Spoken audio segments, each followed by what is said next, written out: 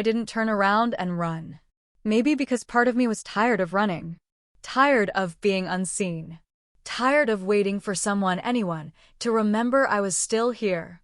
This isn't a story I'm proud of. And maybe you'll judge me for it. Maybe you should. But sometimes, silence weighs more than the truth. And if telling this can keep even one person from walking through a door they can't close, then maybe the shame is worth it. So stay with me. Because the story? It's not just about what happened upstairs. It's about what happens when you betray yourself. Subscribe to Heartfelt Tales Unfold, because some confessions can only be whispered here. I'm Elise, 36, married for 11 years, mother of 2. My husband, Greg, is a good man. He works hard, pays the bills, shows up when it matters most. But good isn't the same as present. For 3 years now, I've eaten dinner across from a man whose eyes barely meet mine. We talk about schedules, groceries, the kids' homework, the house. But when was the last time we talked about us? When was the last time he really looked at me and saw me? Our house is full of noise, laughter, cartoons, the hum of appliances. But my heart lives in silence. And the worst part is, I didn't notice when it started. It crept in slow. Little things. Less touching. Fewer late-night talks. A kiss on the cheek instead of the lips. Conversations that felt like checklists. And somewhere along the way, I stopped asking for more. Because after a while, asking started to feel like begging. And no one wants to beg for love. I kept busy. The kids needed me. Work kept me occupied. But at night, when the dishes were done, the lights were low, and Greg sat on his side of the couch scrolling through his phone, my loneliness pressed in like a second skin. Then came Victor. He wasn't a stranger. An old acquaintance, part of Greg's business circle. We'd crossed paths at events, exchanged polite smiles, the occasional hello. But something changed the night of Greg's birthday dinner. I was helping serve drinks when Victor caught my eye. And this time, he didn't just look at me. He looked through me. Like he saw the part of me I kept locked away. The woman beneath the mother. The woman beneath the polite hostess. He said things no one had said in years. "You look beautiful tonight. I almost didn't recognize you. You've got this glow." I laughed it off, tried to brush it away. But his words stuck. They wrapped around me like a warm scarf I didn't know I'd been missing. After that, the conversations came easier. At gatherings, we'd find each other. Little moments here and there. A shared joke. A glance that lingered too long. Nothing inappropriate. Not really, but enough to make my pulse quicken. I told myself it was harmless. That I just enjoyed being seen again.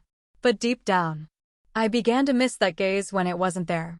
And that was the first crack. One evening, Greg decided to host a business gathering at our home. Nothing fancy. Just a few colleagues, some clients, a catered dinner. I was expected to help serve, smile politely, and disappear into the background like I always did. By that point, I had gotten good at playing invisible. The night buzzed with laughter, clinking glasses, the low hum of conversations I wasn't a part of. I floated between rooms, refilling drinks, clearing plates, pretending it didn't sting that Greg barely acknowledged me. And then, Victor arrived. The energy in the room shifted the moment he walked in. He always carried that kind of presence, confident, smooth, dangerously attentive. I caught his eye as I passed by with a tray. His gaze lingered. He smiled, slow, knowing. Later, as the night wore on and the noise dulled into a comfortable blur, I retreated to the kitchen to catch my breath. That's when he found me, leaning casually against the doorway, drink in hand. "You've been running around all night," he said softly. "You deserve a break." I forced a smile. Someone has to keep things moving. He stepped closer, close enough that I could feel the warmth of his breath. "Would you mind helping me upstairs?" he asked, voice low. "There's something I'd like to show you, away from the crowd." I hesitated. Every instinct told me to say no. to smile politely and excuse myself. But in that moment, something inside me rebelled. I was tired of being background noise, tired of being the woman who always said no to her own desires. I should have said no, but my feet moved before my mouth did. I followed him upstairs, pulse thudding in my throat. My mind spun with justifications. He's probably showing me something harmless. Maybe a painting, maybe a new room Greg mentioned. But deep down, I knew better. The staircase seemed longer that night, each step heavier than the last. And yet, I kept climbing. When we reached the landing, Victor glanced back, eyes dark with something I couldn't quite name. He pushed the door open with a slow creak. And that's when I saw them. 3 more men stood inside, drinks in hand, watching me, waiting. For a second, I couldn't breathe. And then, one of them smiled. The kind of smile that knows too much. My skin prickled. My heart raced. I wanted to turn around, to run, to scream. But my legs didn't move. I stood there frozen, caught between the woman I had been and the one I was about to become. Stay with me, because what happened next, I still can't forgive myself for. Time slowed. I could hear my heart pounding loud, frantic, drowning out the rest of the world. Every instinct screamed to run. Get out. This isn't you. And yet, my feet stayed planted. I wanted to run, but part of me wanted to be wanted, even if for the wrong reasons. I stood there in that doorway, frozen, as their eyes traced over me. Not one of them moved, yet the air was thick with expectation. And beneath the fear, something darker stirred. A hollow ache that had lived in me for months, maybe years. I saw flashes, Greg sitting at the dinner table, scrolling through his phone. The way his hand brushed mine without thought. The cold space between us in bed each night. The loneliness was louder than the danger in that room. And then the rationalizations came fast, desperate. They don't care about me. I'm not special to them. But maybe that's easier than being invisible to someone who should love me. A part of me hated that thought.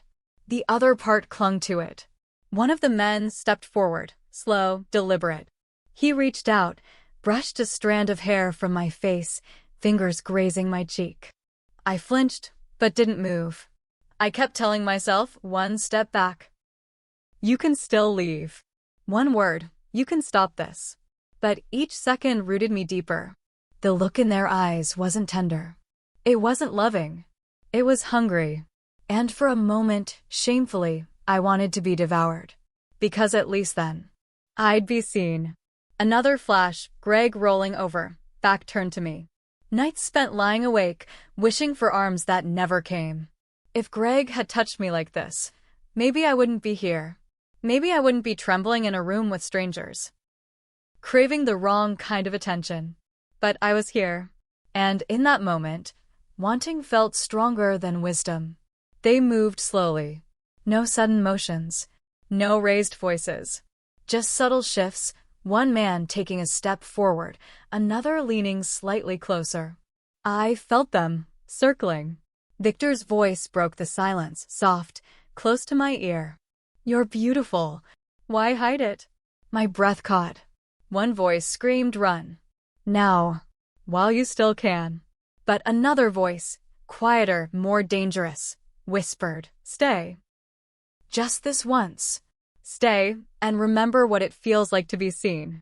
Victor reached for the nearby table, poured a drink. Amber liquid swirling in the glass. He held it out to me, smiling. Calm. Certain. I took it. Fingers trembling. I told myself one sip, then leave. Just one.